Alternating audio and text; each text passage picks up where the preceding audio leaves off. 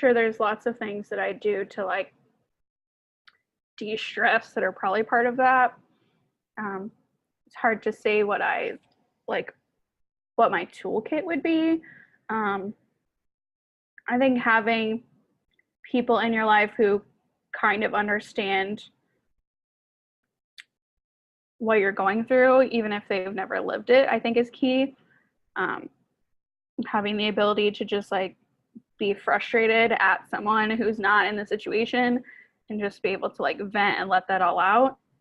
Sometimes you just gotta have a good cry and then pull yourself up by your bootstraps and move on.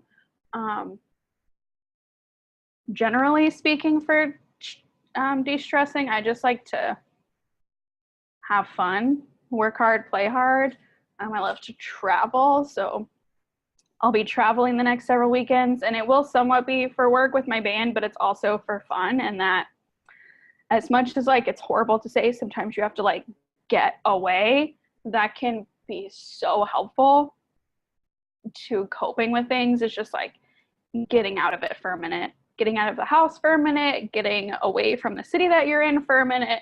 And I think, especially since I've moved out, so I'm not there for as much of the day-to-day as I used to be, routines has been a big thing. So I make sure that call my mom before I leave the house, see if she needs anything, because then it's not like you have the frustration of it being inconvenient. My mom was within walking distance, so can call her up, and if I'm going to the grocery store, just kind of do it all. So routine has been a big help in that. So she's not frustrated and I'm not frustrated, and we can kind of just help each other out as much as possible with routines. I definitely think that is important if you're a caregiver, is just try to like stick to the routine, and then also kind of the opposite, break away from it and just say like, screw it, take a minute. Your caree probably needs a minute just as much as you need a minute. No one should be around each other for that amount of time ever. So just take a breath and move away. And then whatever, everyone de-stresses in different ways. So some people color, some people do yoga. I think it's just, you got to make sure to take care of you, because you can't take care of anybody else if you're not doing well. So I think mentally that's a lot of it. What do I do for self-care? So I get very stressed out very easily. I guess not very easily. It takes a lot, but I'm pretty much always stressed out. So to do a lot of things to kind of manage that stress when you have a full-time job and you have someone you're taking care of, and then you have a side job and, all the other fun shit that you want to do.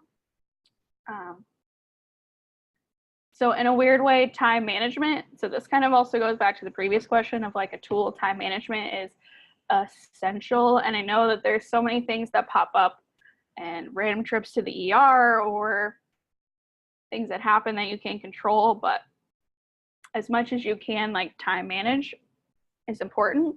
And I think that also includes making time for yourself in that time management. I try to go to the gym. I find myself getting really attached to my phone and my devices, and then I get all up in my head. So going to the gym is like an hour of not having to look at my phone. It's off. If anyone calls me, it doesn't matter. I'm not thinking about it, and I'm not thinking about what I have to do after the gym usually. So I try to go to the gym. Sometimes I'll just sit and do nothing and just watch TV all day. And that is also a really great thing that I do to like de-stress. Once again, kind of get out of your head and think about something else entirely. And sometimes self-care is doing stuff with my mom. Fun stuff that we don't have to worry about, going to a concert, going to the theater. I mean, you might have to pay for it later, but her and I have traveled together. And that's really fun for both of us. It gets her out of the house. It gets me doing something that I like to do. Sometimes we do it together. Sometimes we'll take a day where we do separate things. It's definitely important, and it's something that I've had to work really hard at. Self-care is not always like face masks and bubble baths, but sometimes it is. And sometimes it's going out and like getting drunk with somebody.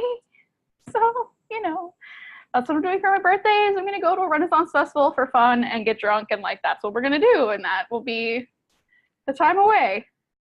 And then come back refreshed and hungover. That's the goal.